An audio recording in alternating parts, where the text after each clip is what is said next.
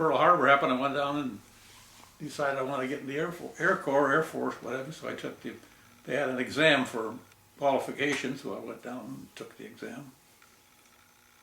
And I passed it, I don't know. Some of my friends didn't, I couldn't understand why it was, I thought it was an easy exam. And they put me on reserve status for, I think I took that exam right probably in December of '41, and I was put on reserve status and called into active duty in February of 1942. I don't remember the exact date. And then I went through all the, I call it the pipeline. It's from one classification course or school to another, to another, to another. It took me 2 years before I finally graduated as a second lieutenant. All this time going to different schools, from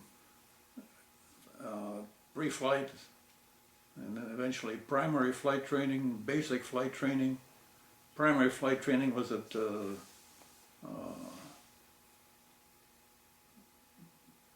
Georgia, let's see, right next to the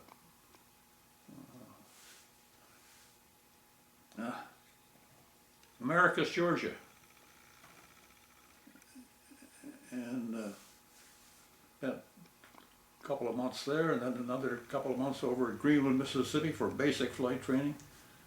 And then eventually went to Dothan, Alabama, which was the advanced flight training.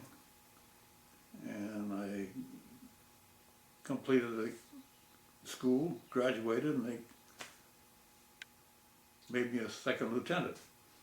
And I read the citation, my wife said, look what it did. It said, you're an officer and a gentleman by act of Congress. She always got a kick out of that. So I graduated, and then they sent the whole, that was in Sarasota, Florida, by the way. And then he sent us all to Tallahassee. There must have been 10,000 second lieutenants. They were all replacement. This was near the end of the war, actually. It was in early 45.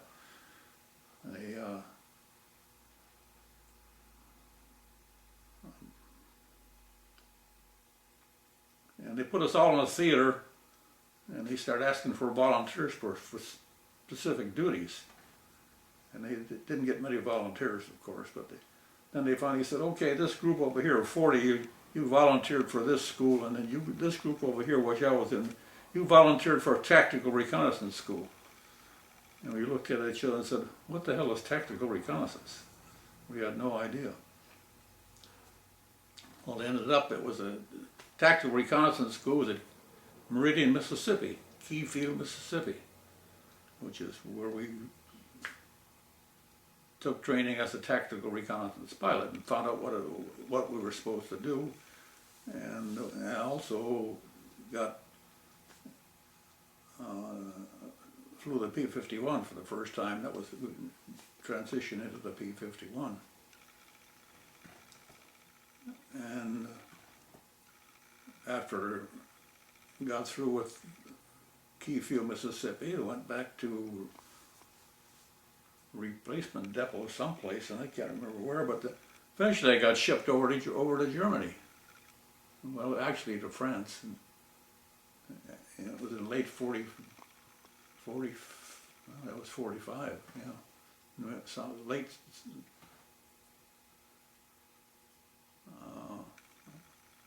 I can't remember the month. I got over to England and only spent about 2 weeks there, and they sent me right over to the continent. I was sent over to France, and it was right about the time of the Battle of the Bulge.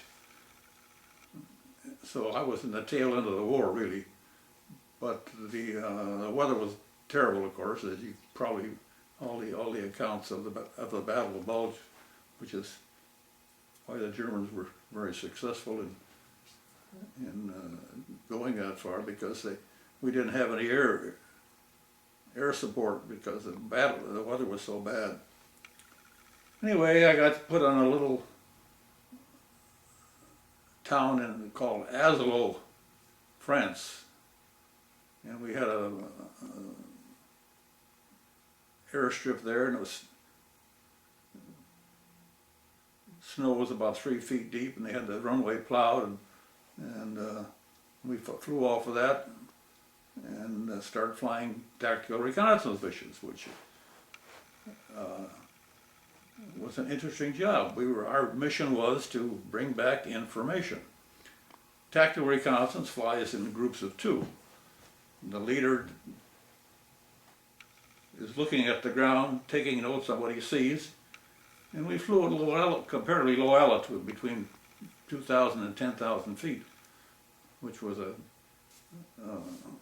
good place to get shot at all the time. You're low altitude, and we did. We got shot at all the time. So we flew. The leader was taking notes, and the wingman was to protect his tail. He'd follow the leader around and make sure nobody was sneaking up on him, which they like to do that to reconnaissance pilots. And we had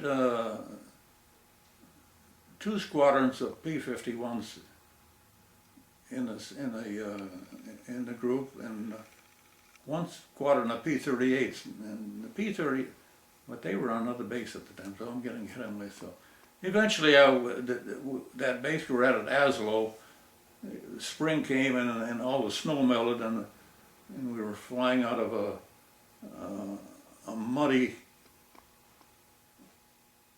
runway, because all they had for a runway was what I call a reinforcing screen laid over tar paper.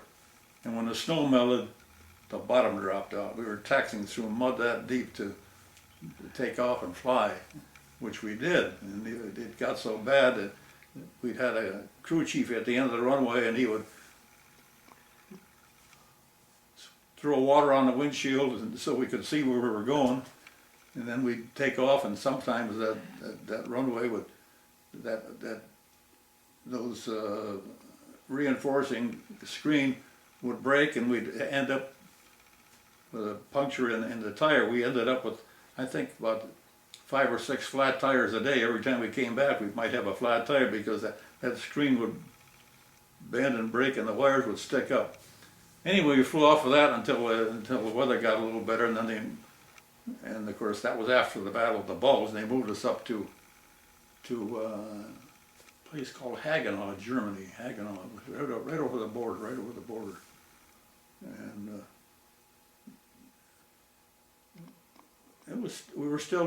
we were doing reconnaissance, because that was the time of the breakthrough when Patton and I forget the other general. The Montgomery? Well, not Montgomery, no, American general. They had two tank columns, and half the time the headquarters didn't know where they were. So we'd bring information, we'd tell them where they were. And that was interesting, because we were bringing back information that they didn't have by the day. Eventually got up to Hagenau, and we were on a little, that was a runway that was concrete that had been semi-destroyed by the Germans. We patched it up. It was not a very long runway, it was only 3,000 feet. But there we had a squadron of P-38s and 2 squadrons of P-51. The P-38s did the high altitude reconnaissance, and we did the low altitude visual reconnaissance. And we flew a couple of missions, sometimes 2 missions a day, at least 1 a day, sometimes 2. Flew every day. Sometimes the weather was bad, we'd fly weather reconnaissance missions. And weather reconnaissance was not much fun. We just, if it was foggy, we'd take off and fly up and climb up, see where the top of the overcast was, usually about 10,000 feet. And fly it over Germany looking for some place where the weather was better, so we could tell them, and they could send the bombers to bomb any targets that were open. Very seldom we found anything open, because Germany and the continent would get, when the weather was bad, it was bad all over. We flew, I was flying 2 missions a day most of the time, 1 or 2 missions a day. You know, it's just bringing back information. What interesting things do you recall seeing on some of your missions that you called back? Well, I did see a what I thought was a camouflaged area, and I people asked me, how could you tell it was camouflage? I said, well, just didn't look right, because I was a farm boy and I used to hunt when I was young, and I looked down there and they had all the camouflage, and I knew there was something down there. So we had access to, they had P-47s flying around the area, and they were just flying on, they called them orbiting, and he said, and the Central Fire Control, they said, I said, I think I've got something down here. Can you send me some fighter bombers over? And they did. They sent me a whole, I think this 12 fighter bombers, P-47. And I told him, that looks like that's camouflage down there. And he said, we don't see anything. I said, well, I'll make the first pass. So I went down and strafed the whole area, and of course, it was camouflage. They had tanks and trucks and everything else down there. And then, of course, the P-47s destroyed it all. Of course, the end of the war was not too far away. That was probably February, March, April, close to April. We moved up again to another base, and then ended up the war actually in a place called Firth, Nuremberg, Germany, right outside of Nuremberg, Germany, Firth Air Force Base. And all in all, even though I was only there a few months, I flew 75 missions. 77. And the missions weren't very long because we were pretty close to the front lines. Our missions were about 2 hours long at the most, or maybe 3 hours, if we would, but usually about 2 hours long. We'd bring back the information, and let's see, what else, what's interesting? You had mentioned accident. I know as a reconnaissance you're not supposed to engage enemy fighters, but you had a. We're not supposed to, no. You had something happen. I shot one down accidentally, I think. We were on a reconnaissance mission, and the weather was, they had a ceiling of 5,000 feet. We were underneath an overcast, and we were taking notes. I was flying wing. I was not flying lead man, I was flying wing. And my leader called out, we were up near Nuremberg, he called out and he said, my middle name is Mike, they call me Mike in the Air Corps. And he said, bogey at 10 o'clock. Well, bogey at 10 o'clock means there's an aircraft. So he said, break left, there's a bogey at 10 o'clock. So I broke left, and as I broke left, this airplane flew right over me. And he started to make a right turn, a right turn. I didn't know it was a climbing right turn. He was making a right turn. I thought he was trying to get behind me. So, you know, I did whatever, did what I was trained to do. I gave him the correct lead, and I gave a short burst onto with the 650 calibers, and I hit him. I could see strikes along his right side and engine, so I knew I hit him, and then he went back into the overcast. He was a climbing right turn. I didn't know it was he. So I went into the overcast too. I didn't know. So I called my leader and I said, I'm coming back out of the overcast. I said, don't shoot me down. He said, I'm waiting for you. So I came down, and then this plane that I shot at, he came down, and he bailed out. So the airplane was destroyed, but he bailed out.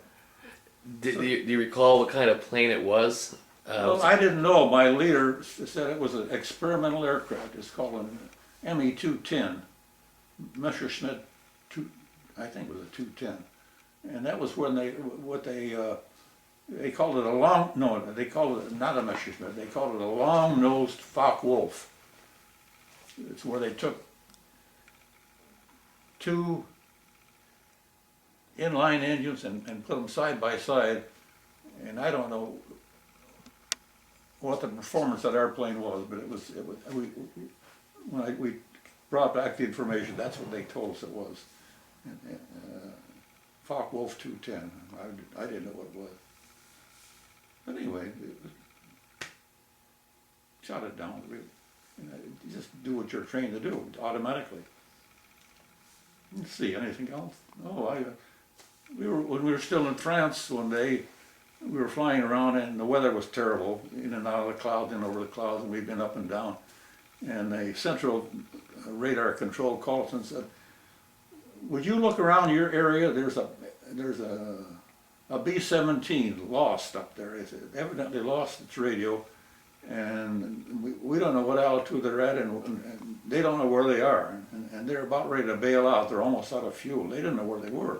All their radios had gone, and they were completely lost. So at the time, I was flying wing, and the wingman always uses more fuel because he's weaving back and forth, so he uses more fuel. And I called my leader and I said, Henry, I've got to go in and land. I knew there was a P-47 base close by, and I said, I'm down to about 5 gallons of gas, and I got to go in and land. And he said, okay, I'm going to stay up. He had more fuel, so I'm going to stay up here a little while and look around. So I let down. As I let down, he was at 14,000 feet. As I let down, I said, Henry, that B-17's down here at 12,000 feet. Come on down. So he came down and found the B-17. I went in and landed, because by the time I landed, my fuel gauge was sitting empty. Then I looked back, and I sitting on the runway, and here's Henry with his gear down and his B-17 following him into the runway. So he landed in the B-17, and when they landed and taxied in, they all got out and kissed the ground. Every fuel gauge they had set empty. So we rescued a B-17. That's just one incident I remember.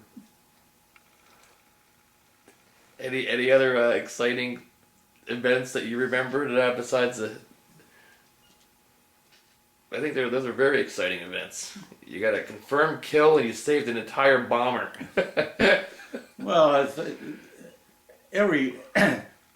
we were right, as I said, we were flying between 2,000 and 10,000 feet, which is just a primary altitude for the low altitude flak. You get above 10,000, they start shooting with you with the Ju-88s and so forth, with the 88 millimeter. But this low altitude stuff was 40 millimeter and 20 millimeter, and it was spectacular because all this stuff they're shooting at you, it's all got tracers on it, you know. You're flying through this stuff at times, you wonder how the hell you got through it, because it looks like it's so thick. But I only got hit once. Very minor tear in the bottom of my airplane, and it's amazing that you can fly through all this stuff and not get hit more often, but we didn't. I'm trying to think of something else that. So would you say out of your 70 plus missions, you were under flak for how many would you guess? How many? Yeah, how many of your missions do you think you were taking flak from ground fire? Every time we went up. Every time. Yeah. Even one day we went out on a weather reconnaissance mission. The weather was pretty bad, and they wanted us to fly up and fly over Germany and see if there was any open areas where they could send the bombers in. And we were always under radar control. They knew where we were. We could ask them, and they could tell us where we were. If they sent us over towards Mannheim, and we knew that Mannheim had some good anti-aircraft gunners there. So we flew over Mannheim, and sure enough, we were above the overcast at about 10,000 feet, and boom, boom, boom, we had four anti-aircraft burst right off our wings. So we got the hell out of there. It was a bad place to be. We call them the old men of Mannheim because they were expert gunners. But we didn't get hit. They just came close. let's see what else happened. I don't think, B-17. Well, every mission was exciting when you're getting shot at almost all the time. But Sure, I would say if you're being shot at on every mission, that in itself would make it fairly exciting. yeah. Oh, I did have one. We did have one interesting thing. We were on an evening or a late mission one day. We were still in France then. And as we came back, they used to have what they call forward air controllers, and the recon pilots used to get that too. We put a forward air controller up with a tank column, and he'd be in the jeep with the tank column, and if they found if they had any fighter bombers or they could direct them toward targets. And so this forward air controller, I don't know how we knew we were up there. I guess they were getting, oh, I know what happened. The tank column was stalled. We were up near in the, they call the Vosges Mountains. They're not very big mountains. But this tank column was trying to get through this pass, and they said, there's a anti-tank gun right up there in the pass, and would you strafe that for us? He said, we'd be delighted. So my leader took a pass at the anti-tank gun, and I took a pass at it, and put it out of action if there was anybody there, because as we left, we could see the tank column start chugging away. So we put the anti-tank gun out of commission, and the tank column was able to move on. So we aided them in getting through a minor roadblock, I guess you'd call it. That was interesting. Yeah, I'd say so.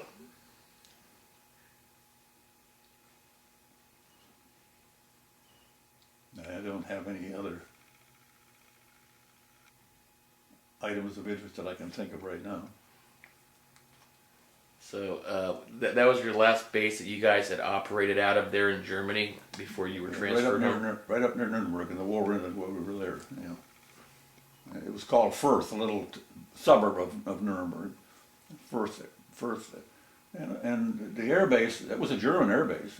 And the German air bases were not paved runways. They were just great big fields, grass fields, and they operated off of grass fields most of the time, except when they came out with the Me-262s with the German jet fighter. And of course that was interesting because we didn't have anything to compare with it. It was at least 100 miles an hour faster than anything we had. And I saw a couple of them, but I got a shot at one day, but I didn't even get close to him. He was so far ahead of me and so fast I couldn't catch up to him. Well, what happened on that day when you ran into the 262? How did that day play out? Well, it didn't. It played out, and it was bad weather, real bad weather, and I made an error. In and out of the clouds all the time, and my gun sight was sitting up there. There's a bright light in the gun sight, big yellow ring, and I was trying to see things on the ground, and it was in and out of the clouds. So I turned my gun sight off. As I turned my gun sight off, I'm looking around. All of a sudden, I look, and here's this Me-262 coming, and he's crossing right in front of me, except he's pretty far ahead. Well, by the time I turned my gun sight on and started shooting at him, it was too late. He was gone because they're so much faster than we were. So I took a shot at one, but it was kind of a Hail Mary thing. I knew I wasn't going to get him, but I missed the opportunity. If I'd had my gun sight on, I might have. So I made a mistake. Anyway, by the time we chased him down in the middle of Stuttgart, and of course then the anti-aircraft started coming up. I said, we better get out of here and go back home. We went back to Hagenau.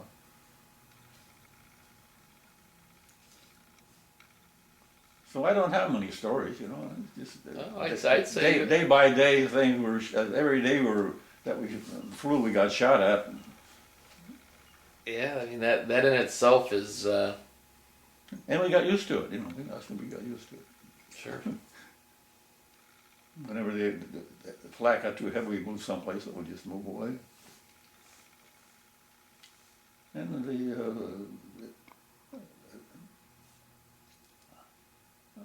the closest I ever came to getting shot down was by our own tank column. They called us for help because they were being strafed by a couple of ME-109s. And this was, I don't know whether it was Patton or the other tank column. They had two tank columns moving up. So we started flying over that towards them. And of course, when two P-51s come flying out of the clouds, as far as they were concerned, they were two more ME-109s, so they started shooting at us. And I really appreciated how much firepower a tank column has. When they started shooting at us, that sky was lit up with anti-aircraft and machine gun fire. So we got out of there in a hurry. And I was thankful we didn't get shot down by our own troops because it was pretty close. That would have been a tragedy to try to help your own troops and get shot by. Yeah, that would have been real positive. Getting friendly fire. Yeah. Yeah. Yeah, we didn't have many people get shot. But I did lose a good friend of mine near the end of the war. He got shot down. We've been through training all the way through because our both names our starter was K, so we happened to be in the same schools all the way along. And he was not too far away. He lived in Akron, Ohio, and of course I was from Cleveland. Was he a reconnaissance pilot also? Of course, yes, he was. Do you know the details of what happened? I don't know what happened to him. He thought he saw something that he wanted to investigate on an German airfield, and he flew too close to it, and they shot him down.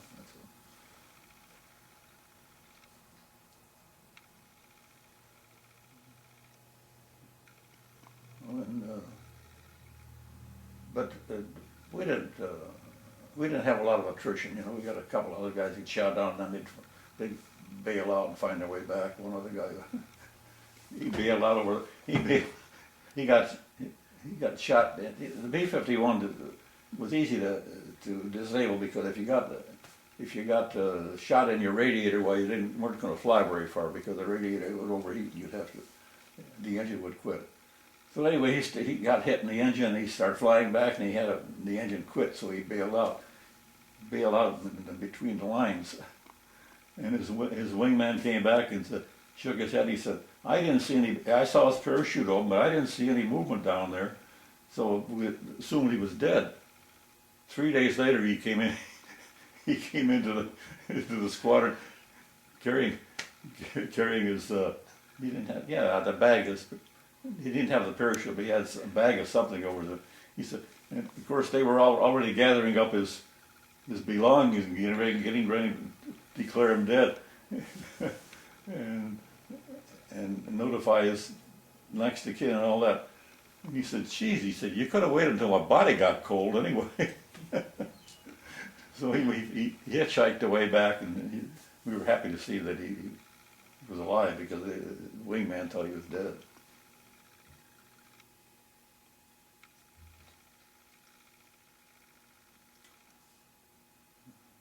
I don't have any other interesting things that I can think of right now.